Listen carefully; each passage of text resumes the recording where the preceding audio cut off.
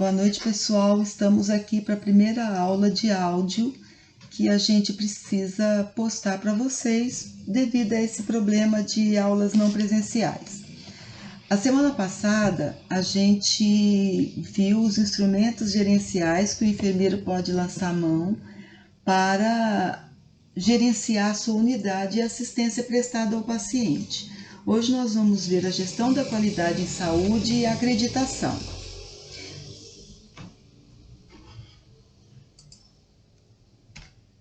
Qualidade, na verdade, é uma busca do ser humano desde sempre, mas enquanto gestão em unidades, ela teve alguns ensaios antes de 1990, mas o boom foi em 1990, quando Edward Deming, nos Estados Unidos, identificou erros desnecessários nas etapas produtivas das indústrias. A gestão da qualidade, então, perpassou por todo o setor de serviços e, posteriormente, chegou até a área da saúde. Em 1951, na verdade, houve uma tentativa de gestão de qualidade, mas foi criada uma comissão nos Estados Unidos chamada Joint Commission Accreditation of Hospitals, que eles avaliavam os hospitais.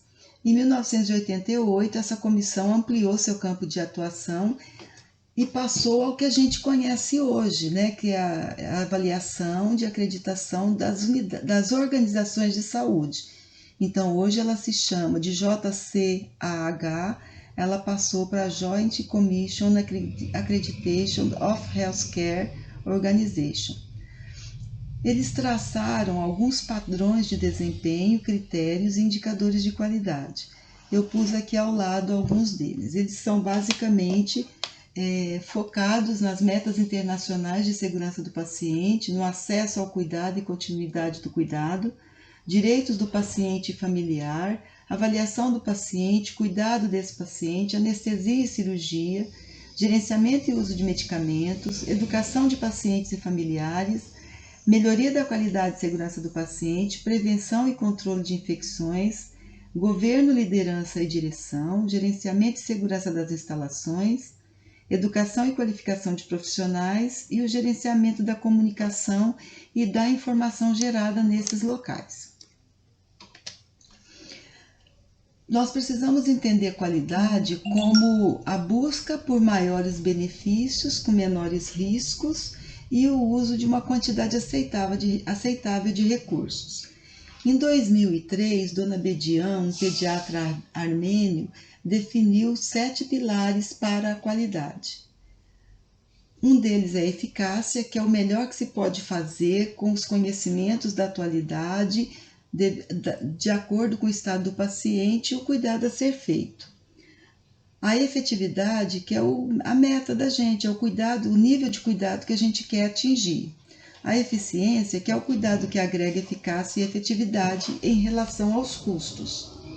Otimização significa a medida de custo em adicionar mais ações, né? É a busca de ações assertivas para você atingir a meta desejada. A aceitabilidade é adaptar o cuidado em saúde às expectativas e desejos dos clientes, frente aos valores que eles têm. A legitimidade, que é a aceitabilidade do cuidado em saúde, da forma que a sociedade em geral entende que deveria ser.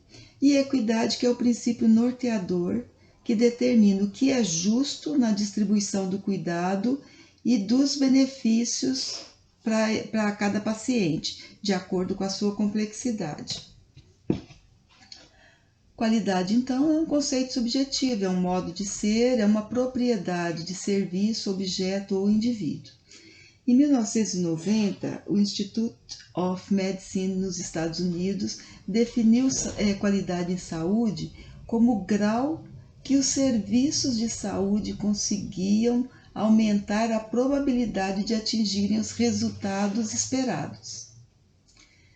Mas em 1997, o Reino Unido, o Departamento de Saúde do Reino Unido, propôs uma nova definição. Doing the right things right at the first time To the right people at the right time. O que é isso? Fazer o certo com as coisas certas da primeira vez para a pessoa certa no tempo certo. Então, essas avaliações que vão sendo feitas, esses desenvolver da qualidade, gera uma ferramenta chamada avaliar, que é você pôr um julgamento sobre o aspecto que está sendo avaliado. Pode ser um parâmetro, um critério, com critérios estabelecidos, e isso vai gerar um valor, uma pontuação. Avaliar, então, compreende uma estratégia técnico-administrativa que embasa as decisões racionais e efetivas da organização. Dona Bedina ainda, em 2003, disse o seguinte, que o usuário precisa participar da avaliação dos serviços de saúde e que os serviços de saúde, a qualidade desse serviço tem característica e essa característica é construída pela avaliação de 3 dimensões. Uma é a estrutura, que é tudo aquilo que é relativo à organização, material, área física, recurso humano. O processo, que é o conjunto de atividades desenvolvidas, é aí que a enfermagem se insere com todos os procedimentos técnicos desenvolvidos na assistência ao paciente, a sistematização, todas as avaliações, os protocolos. E o item 3, a dimensão 3, que é a meta desejada, é o alcance que a gente quer obter com todos esses desenvolvimentos de qualidade. Para realizar esse processo de qualidade, se faz uso de várias ferramentas. Eu vou pontuar algumas delas aqui. Uma é a lista de verificação, que é um checklist, onde a gente anota todos os itens que a gente quer avaliar e a gente vai pontuando gradativamente. O outro é o brainstorm, que é uma chuva de ideias, guerra de ideias, é uma reunião onde as pessoas vão analisar um determinado assunto e vão dar as suas ideias sobre ele. Esse brainstorm pode ser estruturado, que é uma situação em que os participantes precisam esperar a sua vez de falar, e o não estruturado, que todos eles podem falar à medida que as ideias vão surgindo. O brainstorm tem uma fase criativa e uma fase crítica. A fase criativa é quando o participante apresenta a sua ideia. E a fase crítica é quando ele avalia a sua ideia com o objetivo de convencer os demais membros do grupo. Essas ideias são filtradas, as melhores vão para avaliação, para aprovação, e as outras ficam guardadas, reservadas para um outro momento. Uma outra ferramenta que a gente tem é o diagrama de causa e efeito, também conhecido como Ishikawa ou escama de peixe. Ele analisa as causas que levam às ocorrências, né? Então vamos supor que eu tenho um objetivo, um protocolo para implantar, por exemplo. Eu preciso avaliar o método que eu vou usar, o material, o meio ambiente, a mão de obra, e se eu vou precisar de alguma máquina para conseguir atingir esse objetivo. Ou eu vou analisar retroativamente um erro, uma falha técnica que aconteceu para saber quais foram os fatores intervenientes desse problema. Nós temos também o diagrama de Pareto. Pareto era um matemático italiano que identificou as principais causas envolvidas numa situação e ele demonstra isso por meio de um gráfico. Ele percebeu na época que 80% da riqueza do seu país se encontrava nas mãos de 20% da população. Se nós trouxermos isso para a saúde, a gente vai perceber que 80% dos nossos problemas são causados por 20% de falhas. Então, se nós resolvermos os 20% de falha, nós solucionamos os 80% de problema. Então, ele é chamado diagrama de Pareto ou 80-20. Temos também um modelo japonês chamado 5Ss, que é o Seiri, o Seiton, Seisu, Seikitsu e Shitsuki, que nada mais é do que ensinar as pessoas a terem organização e planejamento.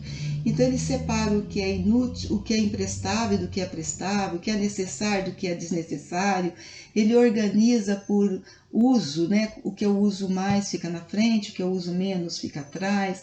Ele mantém esse ambiente agradável e limpo.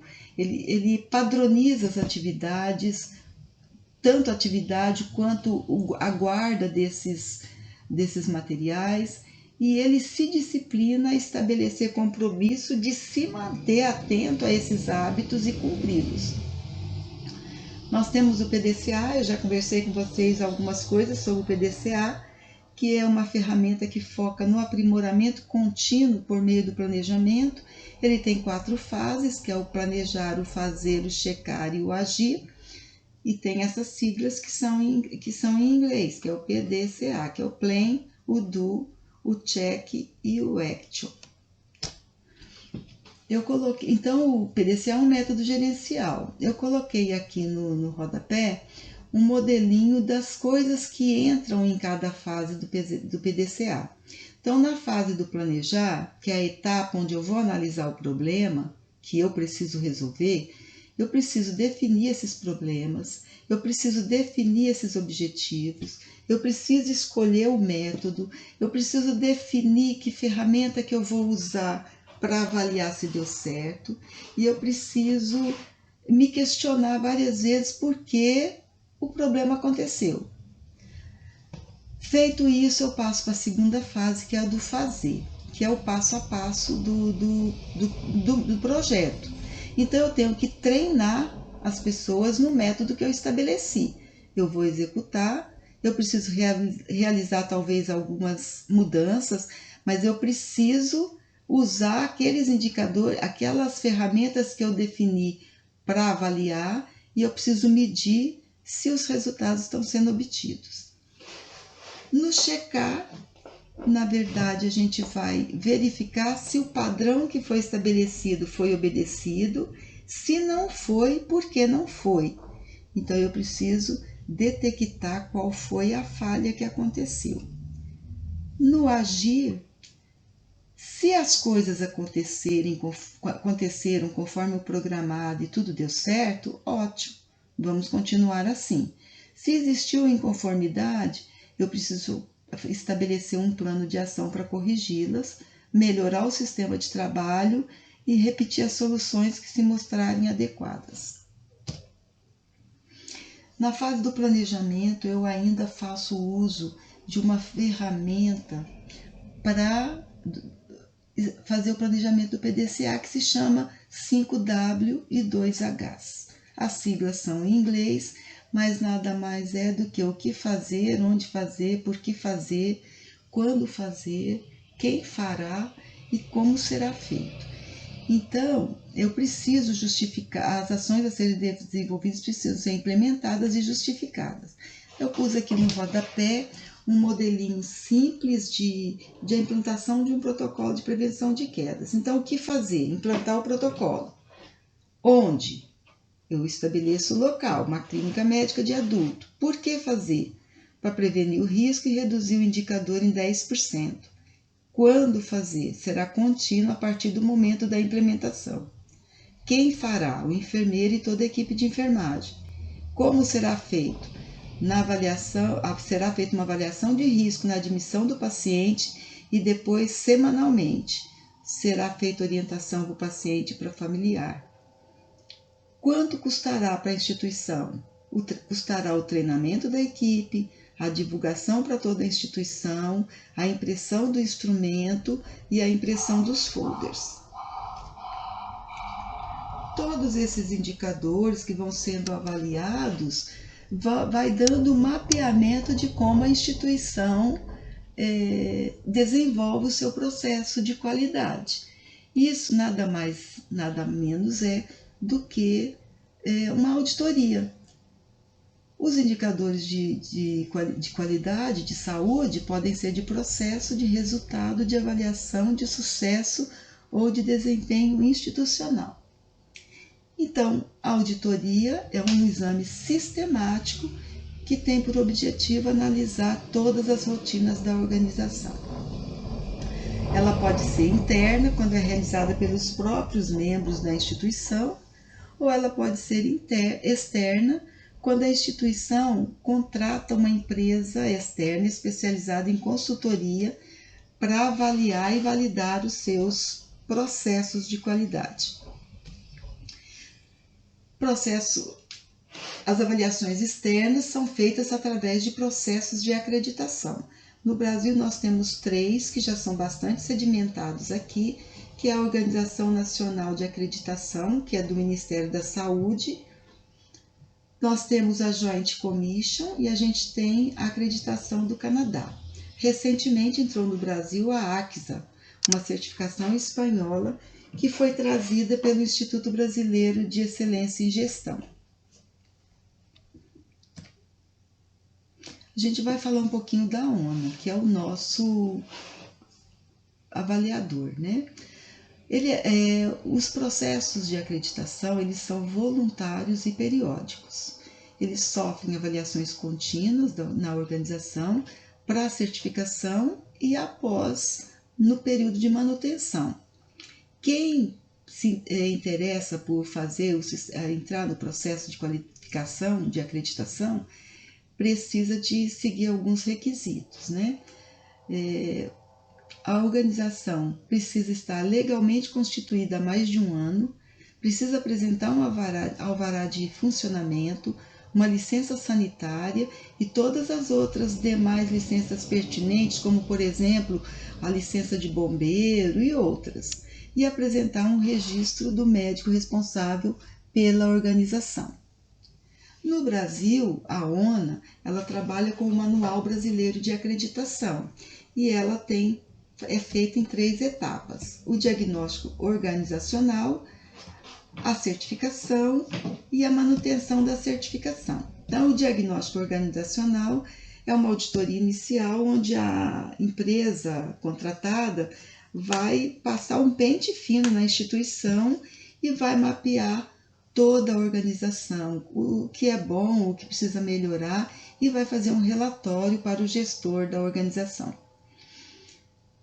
A certificação é um passo depois que esse gestor, depois que ele acha que a instituição dele está pronta para receber a avaliação, ele vai chamar essa certificadora.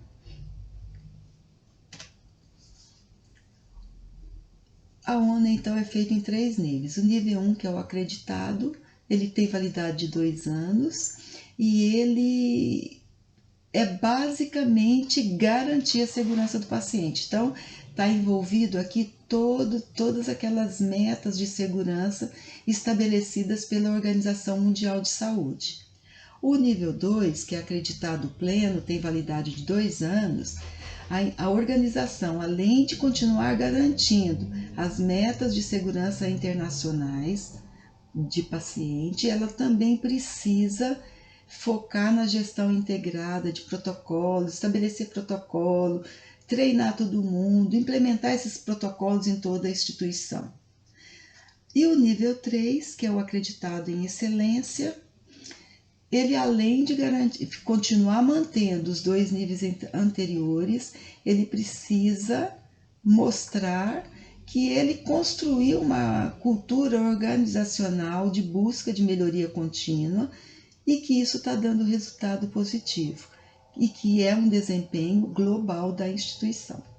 As ações de melhoria são pautadas e baseadas na análise correta e criteriosa dos indicadores. A manutenção da certificação, a instituição então tem que manter aqueles quesitos que ele foi avaliado e aprovado adequados, como no dia da avaliação. Os avaliadores podem fazer visitas extraordinárias, periódicas e obrigatórias. Elas podem ser agendadas ou não. As visitas de manutenção extraordinária ocorrem quando existe um evento sentinela. O evento sentinela é um erro, né? Então, eles vêm, analisam o evento, as causas que levaram ao evento e focam ações na melhoria contínua. Essas ações são educativas e nunca punitivas. Evento sentinela, então, é um erro que ocorre na assistência, ele é inesperado, indesejado, involuntário e que pode chegar a envolver o óbito do paciente. Então, pode ser o óbito, pode ser uma lesão física ou psicológica, ou pode ser simplesmente o risco de nova ocorrência. Os eventos, eles precisam ser investigados imediatamente para evidenciar a fragilidade que levou à ocorrência e eles precisam estabelecer planos de ação, de correção e de melhoria. Esses eventos eles são classificados em graus, de 1 a 4. O grau 1 é o mais grave, é aquele que houve uma ocorrência e que levou ao óbito do paciente. Eles devem ser notificados às entidades superiores em até 48 horas. O grau 2, o erro ocorreu, comprometeu a saúde, seja do profissional ou do paciente, e gerou dano permanente. O grau 3, ocorre o comprometimento, mas ele é temporário. E o grau 4, ocorre uma falha, mas ela não atinge nem o profissional e nem o cliente. É o que a gente chama de quase erro. Eu vou dar um exemplo, por exemplo. A equipe de enfermagem recebe a medicação separada pela farmácia e na hora de preparar esse medicamento, ele percebe que o medicamento é o mesmo, mas numa apresentação diferente. Então, não é a apresentação que está prescrita. Então, ele identificou uma falha antes dessa falha chegar no paciente. Então, isso é um quase erro. Isso vai ser encaminhado, as notificações para a farmácia, mas ela não gerou nenhum risco, não gerou nenhum dano ao paciente. E as análises são de forma educativa e não punitiva. E com isso nós encerramos a nossa aula de hoje. Muito obrigado, boa noite, bons estudos.